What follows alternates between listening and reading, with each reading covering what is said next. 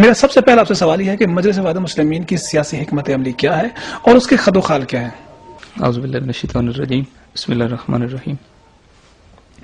دیکھیں، سب سے پہلے ہمارے لیے یہ کلیئر ہونا چاہیے کہ MWM ایک مذہبی سیاسی جماعت ہے، اور جب ہم مذہبی سیاسی جماعت کی بات کرتے ہیں، ریلیجو پولیٹیکل آرگنائزیشن کی بات کرتے ہیں، تو یہ جو مروجہ مذہبی سیاسی جماعتیں یہ ان میں سے نہیں ہیں کہ جو سیاسی اہداف کے لیے ہر طریقہ کار اختیار کرتی ہیں اور ہر رستہ اڈاپٹ کرتی ہیں اپنے اہداف کو اچیو کرنے کے لیے۔ مجلس وحدت جو ہے وہ بلاخر اصولوں کی سیاست کرنا چاہتی ہے، وہ اسلام محمدی کو ریپرزینٹ کرتی ہے پاکستان کے اندر، لہذا اس کا سیاسی اسٹریٹجی میں کم از کم اس مروجہ سیاسی انداز کا عمل دخل قطعاً نہیں ہوگا۔ یہ ایک پہلی بات۔ دوسری بات یہ ہے کہ مجلس وحدت حقیقت ہے کہ ملت تشیع کو ریپرزینٹ کرتی ہے، لہذا ملت تشیع کو پاکستان میں جو بے توقیر کر دیا گیا ہے اور اس کو پاکستان کے سیاسی منظرنامے میں بالکل کارنر کر دیا گیا ہے، اور پاکستان کے امور کے اندر اس کی بالکل مداخلت نہیں رہی۔ مداخلت سے میری مراد یہ ہے کہ کنسیڈر نہیں کیا جاتا اس کو، پاکستان میں قانون سازی میں کنسیڈر نہیں کیا جاتا، پاکستان میں ہونے والی داخلہ پالیسی کے حوالے سے ان کو نہیں کنسیڈر کیا جاتا، خارجہ پالیسی پہ کنسیڈر نہیں کیا جاتا۔ شیعہ ووٹ عموماً مذہبی جماعتوں اور سیاسی جماعتوں کی جیب کا ووٹ ہے، وہ سمجھتے ہیں کہ یہ ووٹ جو ہے یا PP میں جانا ہے، نون میں جانا ہے، کاف میں جانا ہے، کہیں MMA میں چلا جائے گا، لیکن یہ ووٹ جو ہے وہ مکتب کی بنیاد پہ اس ووٹ کو کسی پاور کے طور پر استعمال نہیں کیا جائے گا۔ تو مجلس وحدت دراصل ایک چینج ہے، اس پولیٹیکل سینیریو کے اندر ایک تبدیلی ہے، اور اس کا نقطہ آغاز یہ ہے کہ ہم تشیع کو انٹیگریٹ کر رہے ہیں، اس کے اندر ایک وحدت اور یونٹی لا رہے ہیں، اور ان کے اندر جتنا پوٹینشل ہے، جتنی صلاحیتیں ہیں، جن میں سے ایک ووٹ کی صلاحیت ہے، ووٹ کا پوٹینشل ہے، اس پوٹینشل کے ذریعے بھی ہم ان کو ایمپاور کرنا چاہتے ہیں، طاقتور کرنا چاہتے ہیں، اور الٹیمیٹ جو ہمارا ٹارگٹ ہے وہ ہے خود اس وطن عزیز کی اسٹرینتھنگ۔ چونکہ ہم اس نتیجے پہ پہنچے ہیں کہ یہ واحد مکتب فکر ہے کہ جس نے آج تک پاکستان میں اینٹی اسٹیٹ رول پلے نہیں کیا ہے، جو آج تک انٹرنیشنل پلیئرز جو پاکستان کو ڈیسٹیبلائز کرنا چاہتے ہیں ان کے ہاتھ میں نہیں کھیلی ہے، جو پاکستان کے اندر بھی سب سے زیادہ قربانیاں دینے والی ملت ہے، لیکن اس نے کبھی بھی پاکستان کی سولیڈیرٹی کا علم جو ہے وہ اپنے ہاتھ سے نہیں چھوڑا ہے، اور نظریاتی اور فکری طور پر بھی یہی وہ مکتب ہے جو پاکستان بنانے کا ذمہ دار ہے، اور یہی مکتب ہے جو پاکستان کو آگے لے کے چل سکتا ہے۔ اسی طرح آپ نے خطوط کی بات کہی، خطوط میں بھی میں آپ کے لیے یہ کلیئر کروں، اور یہ ہمارے لیے بڑا اہم ہے۔ یہ سمجھا جاتا ہے کہ بھائی مروجہ تو پالیٹکس ہے، اسی پالیٹکس کے اندر مجلس وحدت بھی ایک مذہبی سیاسی جماعت کے طور پہ آئے گی، سسٹم وہی ہے، نظام وہی ہے، تو کیا ہم اس کا ایک حصہ بن جائیں گے؟ اس معاملے میں پہلی بات یہ عرض کروں کہ ہم اضطراری طور پر اس سارے مرحلے کا ایک حصہ ہیں، ہم ہیں اسی سسٹم کے اندر رول پلے کر رہے ہیں، جیسے اسی سسٹم کے اندر زندگی بسر کر رہے ہیں، جیسے اسی سسٹم کے اندر لوگ روزگار اپنا کما رہے ہیں، جیسے اسی سسٹم کے اندر لوگ اپنے روزمرہ کے امور کو چلا رہے ہیں۔ خواہش نہیں ہے، ہر ایک کی خواہش ہوگی کہ ایک اسلامی نظام موجود ہو جس کے اندر زندگی بسر کی جائے، ہماری بھی خواہش وہی ہے، اور اس خواہشی کے تحت کہ پاکستان میں تشیع کا قدرت مند ہونا دراصل انقلاب امام زمان علیہ السلام کی ایک بنیادی ضروریات میں سے ہے۔ قدرت مند تشیع ہی امام زمان علیہ السلام کی صحیح مدد کر سکتی ہے، لہذا یہ بھی ہمارے لیے بہت امپورٹنٹ ہے۔ دوسرا یہ ہے کہ ہم اس مروجہ سین کا اس طریقے سے پارٹ نہیں ہیں، ہم حق بوسیلہ حق کے قائل ہیں، حق کے لیے یا اپنے ہدف کے حصول کے لیے ہر طرح کی اسٹریٹجی کو ہم اڈاپٹ نہیں کریں گے۔ تیسرا یہ کہ جیسا میں نے کہا اضطراری طور پہ ہمارے پاس فی الحال کوئی چارہ نہیں ہے، عاقل وہ نہیں ہوتا کہ جو اچھائی اور برائی میں سے کسی ایک کا انتخاب کرے، عاقل وہ ہوتا ہے کہ جو دو برائیوں میں سے یا دو خرابیوں میں سے کم خرابی کا اور کم برائی کا، یہ حدیث بھی ہے، اس کو سلیکٹ کر سکے، اس کا انتخاب کر سکے۔ ہم اس وقت شیعوں کو اس کیفیت سے نکالنا چاہتے ہیں، وطن عزیز کو اس بحران سے نکالنا چاہتے ہیں، پاکستان کو واقعتاً ایک آزاد مملکت بنانا چاہتے ہیں۔ اس کے لیے جو مرحلہ آغاز ہے وہ اضطراری صورت میں اسی سسٹم کے اندر ہے، لہٰذا اس اضطراری صورت میں ہم اسی سسٹم کے اندر، جیسا کہ حزب اللہ بدترین پولیٹیکل سسٹم میں رہتے ہوئے سروائیو بھی کرتی ہے، اپنی شیعہ شناخت کی حفاظت بھی کرتی ہے، اپنی لبنانی شناخت کی حفاظت بھی کرتی ہے، اور اپنی اسلامی شناخت کی حفاظت بھی کرتی ہے۔ پاکستان کی سرزمین پر اضطراری طور پر ہی صحیح اسی سسٹم کے اندر رہتے ہوئے ہمیں اپنی شیعہ شناخت کے حوالے سے بھی اپنی ذمہ داری کو ادا کرنا ہے، اسلامی شناخت کے حوالے سے بھی اپنی ذمہ داری کو ادا کرنا ہے، اور پاکستان کے حوالے سے بھی جو ہماری ذمہ داریاں ہیں ہم اس کو ادا کرنا چاہتے ہیں۔ مجلس وحدت اپنے سیاسی رول کے ذریعے ان ذمہ داریوں کو ادا کرنے کا زمینہ فراہم کرنا چاہتی ہے۔ اچھا ناصر صاحب، یہ بتائیں کہ امریکی پٹھو اور خود غرض سیاستدان इनके तवस्सुत से आजादारी का तहफ़्फ़ुज़ हो सकता है और कौमी जो मफादात है उसका दिफा मुमकिन है? देखिए, मुतलकन नहीं की जा सकती, इसीलिए अब ये चैप्टर उनके हाथ से ले लिया गया है। हमने कभी ये नहीं कहा कि आप आजादारी की हिफाजत करें। हम तो यही कहते हैं और मजलिस वहादत ने लोगों को यही एतमाद दिया है कि इस वक्त आजादारी सय्यदुश्शुहदा की हिफाजत के लिए हमें खुद मैदान में आना होगा, हमें खुद अपने आप को स्ट्रेंथनिंग करना होगा। हमें मिल्लत तशय्युअ को अपने पोटेंशियल्स की शनाख्त नहीं है, उन्हें अंदाजा नहीं है कि उनके अंदर कितनी कुव्वत और कुदरत और तवानाई छुपी हुई है। वो लोग जो अपने सीनों पे गोलियां खाते हुए आजादारी कर सकते हैं, वो लोग जो बदतरीन बम धमाकों के अंदर अलम अब्बास अलैहिस्सलाम को गिरने नहीं दे सकते, क्या उनके अंदर इतना, वो लोग जो रोजाना होने वाले धमाकों के बाद अगले दिन अपनी तादाद को बढ़ाते हैं, बच्चे शहीद होते हैं, अगले दिन वो मजीद छोटे बच्चों को लेकर आ जाते हैं, क्या वो लोग अगर अपनी इस पोटेंशियल को यूटिलाइज करें तो क्या वो अपने आजादारी, अपने उमूर, अपने इज्तिमात की हिफाजत नहीं कर सकते? कर सकते हैं। ये एतमाद सिर्फ उनको लौटाना है। मजलिस वहादत मिल्लत तशय्युअ को ये एतमाद लौटा रही है। लोग सवाल उठाते हैं कि मजलिस वहादत मुस्लिमीन की सियासी सरगर्मियों से कौम तकसीम हो जाएगी, जहां पर इस्लामी तहरीक जो है एमएमए के साथ अलायंस कर चुकी है, वो वहां वोट जाएगा तो शिया उलमा मजलिस वहादत मुस्लिमीन के वोट भी तकसीम हो जाएंगे। आया इससे कोई फायदा कौम को मुयसर हो सकेगा? कौम को कोई फायदा पहुंच सकेगा कि जिसके तहत आप कोई तब्दीली ला सके? कोई बड़ी, देखें, शिया वोट बैंक कहां तकसीम नहीं है। हम चाहते हैं, जब आपने ये एक इंटरव्यू लिया तो हम खुल के बात करते हैं। क्या ये दुरुस्त नहीं है कि पीपल्स पार्टी ये समझती है कि शिया वोट उसकी जेब का वोट है? क्या यह दुरुस्त नहीं है कि मसलन सरगोदा के बाद हलकों में, जंग के बाद हलकों में, बक्कर के बाद हलकों में जो बड़े शिया पॉकेट्स हैं, मुस्लिम लीग नून ये समझती है कि शिया वोट उसी के उम्मीदवार को मिलना है? क्या यह दुरुस्त नहीं है कि मुमकिन है डीआई खान में हमारे बाज लोग ये समझते हों, मुमकिन है, करेक्ट नहीं है लेकिन मुमकिन है, ये समझते हूं कि फजलुर रहमान के हक में शिया वोट जो टिल्ट करेगा? तो शिया तो डिवाइडेड है। शिया वोट कितना है, शिया पावर कितनी है? एक ऐसी मिल्लत जो पाकिस्तान में तकरीबन 4.5 से 5 करोड़ की तादाद रखती है, अगर आप ये सिफारिश करें कि उनका 5वां हिस्सा ही जो है वो वोट बने हुए हों, यानी 1 करोड़ ही अगर हमारा वोट हो, तो ये 1 करोड़ वोट कितना बड़ा रोल प्ले कर सकता है? ये तो डिवाइडेड है ऑलरेडी। हम क्या कर रहे हैं, हम इसको डिवीजन से निकाल कर एक जगह पर खड़ा कर रहे हैं, हम इसको यूनिटी अता कर रहे हैं, हम इसको एक स्टैंड अता कर रहे हैं, इस वोट को हम एक कुव्वत अता कर रहे हैं, इस मुंतशिर वोट को हम इंटीग्रेट कर रहे हैं। ये बिल्कुल उसके बरक्स है। हम चाहते हैं कि ये वोट शिया वोट है, ये वोट मकतब अहले बैत के मानने वालों का वोट है, ये क्यों मुख्तलिफ पार्टियों की जेब का वोट हो और वो ये समझें कि ये वोट उन्हीं को मिलना है हमेशा, जबकि वो शिया हकूक के ऊपर डाका जनी भी करें, वो पाकिस्तान की इज्जत, सॉलिडारिटी उसको भी पामाल करें, पाकिस्तान को गैर मुल्की आकाओं के आगे गिरवी भी रखें, और शिया जो है इस सारे अमल में उनका साथ दे रहे हों बिलवास्ता तौर पे। हम चाहते हैं कि शिया आजाद होकर वोट की बुनियाद पर खुद डिसीजन मेकर बने और इंशाल्लाह ये मैनेजेबल है। तो ये वोट तकसीम नहीं हो रहा, तकसीम शुदा वोट को हम एक जगह पर इकट्ठा कर रहे हैं। अच्छा, ये बताइएगा नासिर साहब कि क्या ऐसे इम्कानात मौजूद हैं कि मजलिस वहादत मुस्लिमीन और शिया उलमा काउंसिल जो है कम अज कम एक सियासी नुक्ते पर मुत्तहद हो जाए, कि कम अज कम ये वोट तकसीम होने से बच जाए और ऐसा रोल प्ले कर सके ये शिया वोट के आप जो अहदाफ मुकर्रर किए हैं उसको हासिल कर सके? देखें, अनफॉर्चुनेटली एमएमए पाकिस्तान में उसके दो चेहरे, एक ये कि चंद मजहबी जमातें एक जगह बैठी हैं, ये एक मुस्बत बात है। दूसरा ये है कि वो एक सियासी तौर पर क्या एक कामयाब इत्तेहाद है, वो एक नाकाम इत्तेहाद है सियासी तौर पर। और न सिर्फ ये कि वो सियासी तौर पर नाकाम इत्तेहाद है, बल्कि सियासी तौर पर उसने बाद ऐसे ब्लंडर्स किए हुए हैं, तालिबान की सपोर्ट से लेकर मुशर्रफ गवर्नमेंट की हिमायत तक और उसको स्टैंड दिलाने तक, कि जो दरअसल उसका जवाब ही खो बैठे हैं कि आइंदा वो कोई पॉलिटिकल रोल प्ले करे, और कोई उन्होंने तौबा भी नहीं की है, कोई डिक्लेयर्ड तौबा भी अनाउंस नहीं की है। लिहाजा मैं नहीं समझता कि वो कोई एक कामयाब इत्तेहाद है।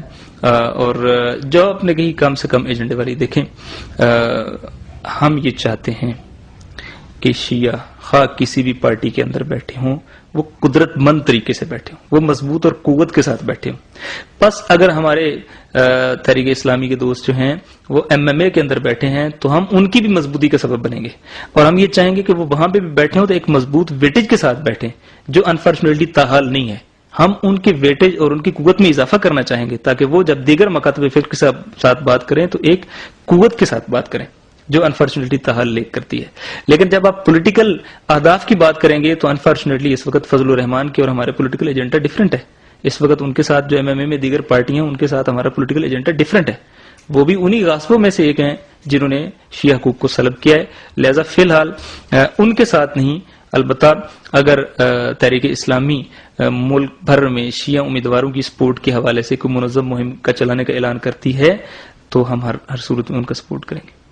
معتدل لوگوں کو آگے لانے میں کوئی رول پلے کرنا چاہتی ہے، ہم ہر صورت میں ان کو سپورٹ کریں گے. اگر وہ تکفیری گروہوں کو پارلیمنٹ سے آؤٹ کرنے میں کوئی رول پلے کرنا چاہتی ہے تو یہ مجلس وحدت کا ایجنڈا ہے. ہم ووٹ کی پاور کے ذریعے تکفیری گروہوں کو پارلیمنٹ یرغمال نہیں بنانے دیں گے. اگر ان ایجنڈوں کے اوپر جو کم سے کم ایجنڈا بنتا ہے، اگر کوئی بھی شیعہ سیاسی جماعت اس معاملے میں ہمارے ساتھ آنا چاہے تو ہم اس کے لیے ہمارے بازو کھلے. اچھا، جو آپ نے اپنی یہ چیزیں بیان کی ہیں، حکمت عملی مجلس وحدت مسلمین کی بیان کی ہے، ایک حلقے میں جہاں پر مجلس وحدت مسلمین نون لیگ کو سپورٹ کر رہی ہوگی، ایک جگہ پر جو شیعہ ایک امیدوار ہے، کینڈیڈیٹ ہے، وہاں پر کاف لیگ کو سپورٹ کر رہی ہوگی، تو ورکر تقسیم نہیں ہو جائیں گے؟ کہیں پر نون لیگ کو آپ سپورٹ کر رہے ہیں، کہیں پر آپ اے این پی کو سپورٹ کر رہے ہیں، کہیں پر آپ پیپلز پارٹی کو سپورٹ کر رہے ہیں، تو کس طرح ایک ورکر کو مطمئن کر پائیں گے آپ لوگ؟ نہیں، یہ انٹرسٹنگ ہے، لیکن آپ ذرا اس کا ایک دوسرا پہلو دیکھیں. ایک وقت میں آپ پی پی کو سپورٹ کریں تو آپ نے کس کی سپورٹ کی؟ پی پی کے ایجنڈے کی سپورٹ کی. ہم پی پی کے ایجنڈے کی سپورٹ نہیں کر سکتے، نون کاف کے ایجنڈے کی سپورٹ نہیں کر سکتے. ایک بات، اس لیے اب ہم پرسنالٹیز کی بات کر رہے ہیں، اور وہ بھی احسن الموجودین کے کلیے کے تحت کہ جو موجودین میں سے بہتر ہے. دوسری بات یہ ہے کہ ہم کسی بھی پارٹی کی بی ٹیم نہیں بن سکتے کہ اگر ہم ایک پارٹی کے ساتھ مل کر پولیٹیکل الائنس میں جائیں گے تو ہم دراصل اس کی بی ٹیم بن گئے. ہم نے اس پارٹی کو ایڈوکیٹ کیا، اس پارٹی کو سپورٹ کیا، کاز کو سپورٹ نہیں کیا. کاز ممکن ہے ایک جگہ ایکس بندے کے ساتھ اس کو مضبوط کرنے سے ہوتا ہو، ایک جگہ وائی بندے کو سپورٹ کرنے سے مضبوط ہوتا ہو. ہم پارلیمنٹ میں مثبت لوگوں کو بھیجنا چاہتے ہیں، تکفیری گروہوں کو نہیں آنے دینا چاہتے. ہم پارلیمنٹ میں مکتب اہل بیت کے لوگوں کی تعداد کو بڑھانا چاہتے ہیں. بس اس کے لیے ہمارا یہ ایجنڈا، ہم کنٹری وائڈ اس ایجنڈے کے تحت جو ہے وہ کنٹری وائڈ اس کو ریویو کریں گے اور کسی بھی پولیٹیکل پارٹی کی بی ٹیم نہیں بنیں گے. اچھا ناصر صاحب، آپ لوگوں پر مجلس وحدت مسلمین پر جو سب سے بڑا اعتراض اٹھایا جا رہا ہے یا اس وقت جو جنگ کی سیاست کے حوالے سے سوال کیا جاتا ہے وہ یہ ہے کہ آپ لوگ جو ہے اس وقت اختر شیرازی صاحب کو کھڑا کیا ہوا ہے اور اس کو الیکشن میں لا رہے ہیں. یعنی کہ آپ کا اس کو کھڑے کرنے کا مطلب یہ ہے کہ آپ جو ہے شیخ وقاص اکرم کو جو ہے شکست کے اسباب پیدا کر رہے ہیں. یہ مخالفین کا اعتراض ہے جو میں آپ سے کر رہا ہوں. تو کیوں ایسا کر رہے ہیں اور اس کے کیا نتائج برآمد ہوں گے؟ کیا کوئی کامیابی سمیٹ پائیں گے؟ دیکھیں، پہلی بات تو آپ کے لیے کلیئر ہونی چاہیے، اختر شیرازی صاحب کو ہم نے کھڑا نہیں کیا ہے.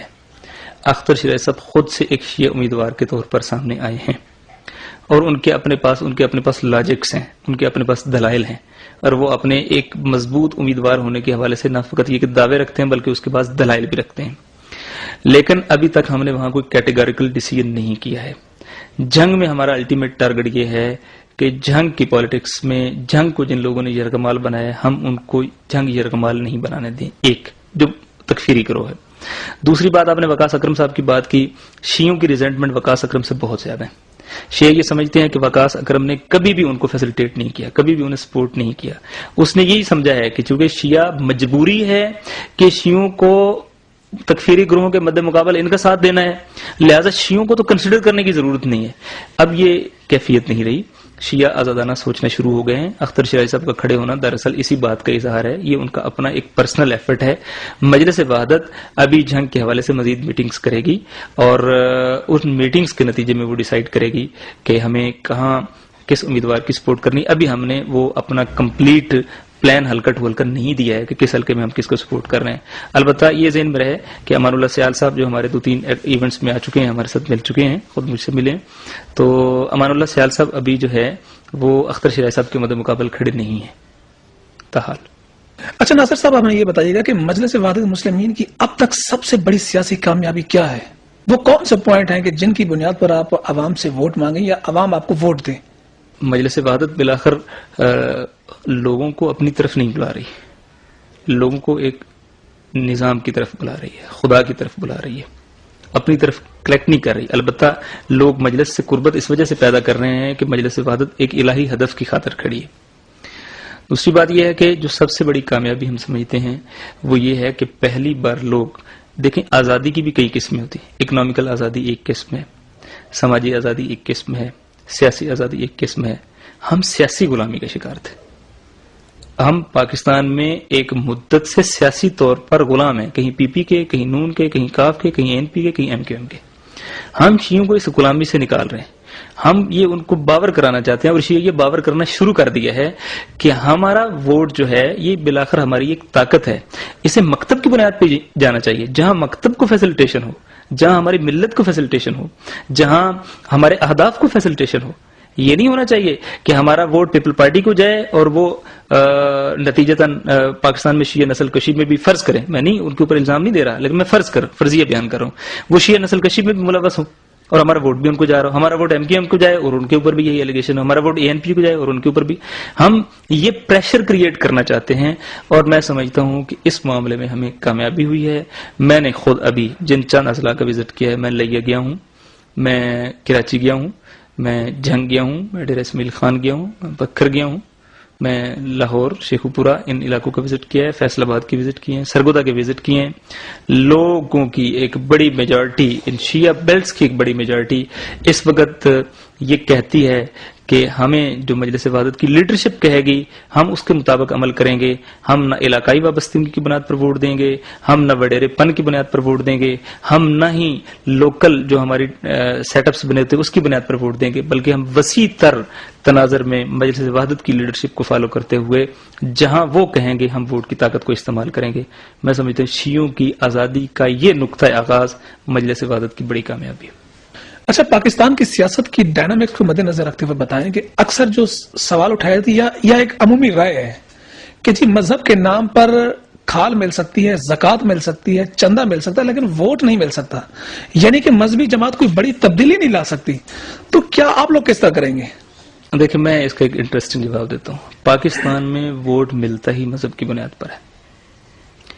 پاکستان میں کوئی سیکولر طاقت جو اعلانیہ سیکولر ہو اور مذہب کا نام نہ لیتی ہے اس کو ووٹ نہیں مل سکتا، کلچر ایسا ہے۔ اب پیپلز پارٹی کی بات کریں گے، کیا پیپلز پارٹی وہ نہیں ہے جس نے قادیانیوں کو کافر قرار دلوایا؟ کیا پیپلز پارٹی وہ نہیں ہے جس نے جمعہ کی چھٹی کا اعلان کیا؟ درست ہے، یہ کیوں کیا؟ یہ مذہبی پریشر ہے، یہ اپنے آپ کو مذہبی شو کرنے کی ایفرٹ کا ایک حصہ ہے۔ کیا یہ فوراً بعد حج و عمرہ اور یہ ساری ایکٹیویٹیز یہ کیا شو کرتی ہیں؟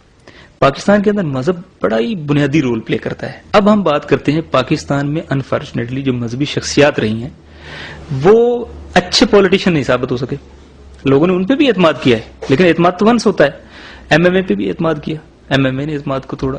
تحریک اسلامی پہ ہمارا گلگت بلتستان، اس نے ووٹ دیا، وہ اپنے آپ کو اچھے پولیٹیشین ثابت نہیں کر سکے۔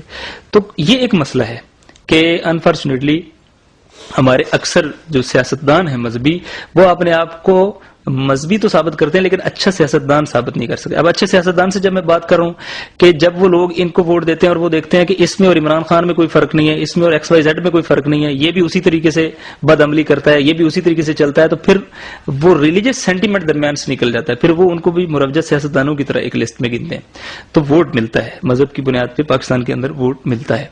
اب دوسری بات یہ ہے کہ یہ ووٹ انفارچونیٹلی اس کو انٹیگریٹ ہونے کی ضرورت ہے۔ مجلس وحدت ایک ایسا پلان رکھتی ہے جس کے ذریعے وہ اپنے ووٹ کو وسیع تر اہداف کی صورت میں اپنے 6-7 ڈپارٹمنٹس کے ذریعے سے ووٹ کی شکل میں کنورٹ کرے گی۔ ہماری جو ہمدردیاں ہیں، جو حمایتیں ہیں مختلف علاقوں کے اندر، وہ بھی ووٹ کی شکل میں کنورٹ نہیں ہوئی۔ یہ ایک سوال آپ کا بنتا ہے کہ بھئی وہ ہمدردی تو ہے، حمایت تو ہے، مظاہرہ تو کر دیتے ہیں، کیا آپ کے کہنے پہ ووٹ بھی دیں گے، کھال بھی دے دیں گے، آپ کو ووٹ بھی دیں گے؟